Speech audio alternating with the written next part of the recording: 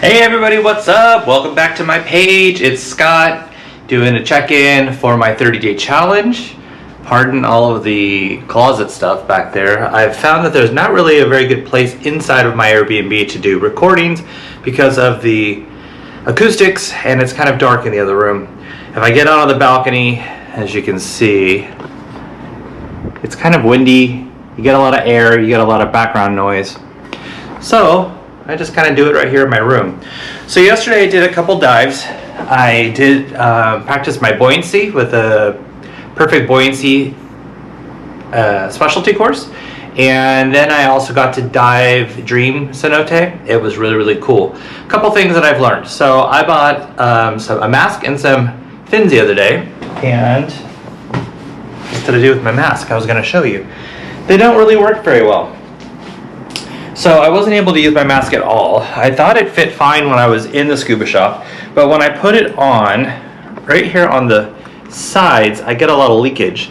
And when I have it on my face, and I exhale to kind of equalize the pressure in my mask, I get squirts of water, and it fills up literally within 10 to 15 seconds. So it's a constant clearing process, and I can't quite get my mask cleared out. So I didn't even get to use it more than maybe 5 minutes. I ended up having to switch it out with my Dive Masters mask, and that's kind of a bummer. I mean, it wasn't a very expensive mask. I think I spent like 35, maybe 40, but I think it was about 35 American dollars. So anyways, I'm gonna have to go in there and see if maybe he'll let me trade it or get partial credit for a different mask, but I think it might be the width of it that is the problem. If I suction it to my face, and I kind of do it at a little exhalation, I get air that moves on the sides. So we'll have to figure that out. Also my fins. So during my perfect buoyancy class, I was using these fins, these Cressy fins, which are actually pretty nice. I think they were more like $40 or $50 price range. It's got a open back, so you have to wear a bootie with it. I have a 5mm bootie that I wear in this fin.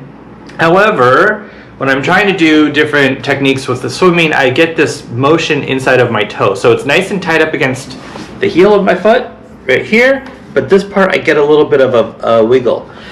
So I think that's probably something that I can learn to live with. The fins are also a little bit long, so I found myself, as a fairly new diver, I found myself banging, like getting them twisted up quite a bit, especially when I'm trying to do the helicopter and I'm trying to learn to frog kick. I bump into it. That's probably just a new diver thing. But anyways, I think I'm just going to check out the prices for the shorter ones, talk to them about the way that my toe moves inside.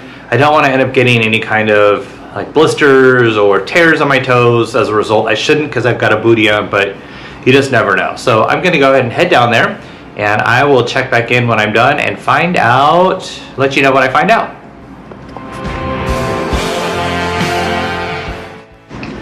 All right, everyone. So I made my way to the scuba shop, and I talked to the man who runs the place and asked him about the masks and the fitting and possibly what went wrong. Well, guess what? I showed my total novice status, because all along when I've been wearing a mask, I have been suctioning it with like a breath from my nose. So I would kind of suck in with my nose to have it suction to my face, and I was judging the fit of the mask based on how that suction felt. And of course, some masks immediately don't suction, don't work. And the one I had seemed like it was working fine. However, when I was in the water, I was having a constant stream of water from the sides and coming from my nose. When I would swallow, it would kind of puff a splash of water, and it would fill my mask pretty quickly. What I learned, hopefully this will help somebody else out there, is that it's not about you creating the vacuum with the mask, it's about the mask pushing on and having its own vacuum.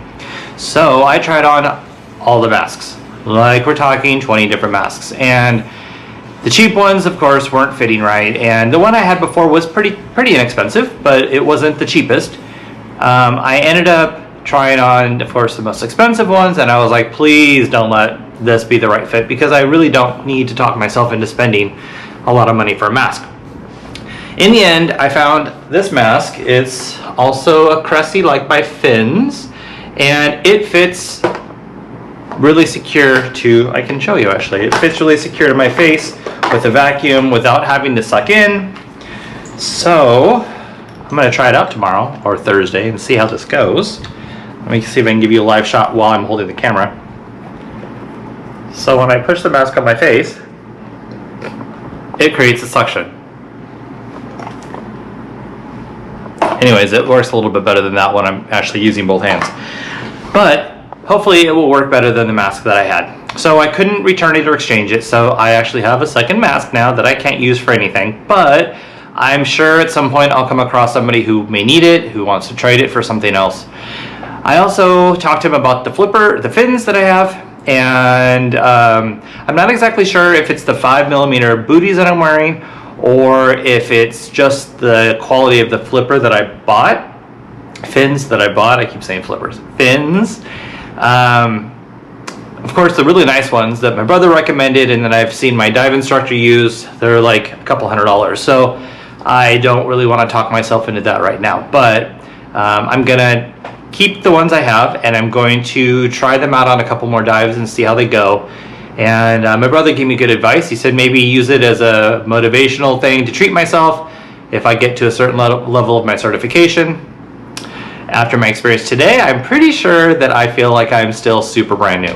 But I guess these are the things you learn. You know, you don't know till you know, and you just make your way through. So my lessons for today, I hope that helps, and I hope you'll have a great day.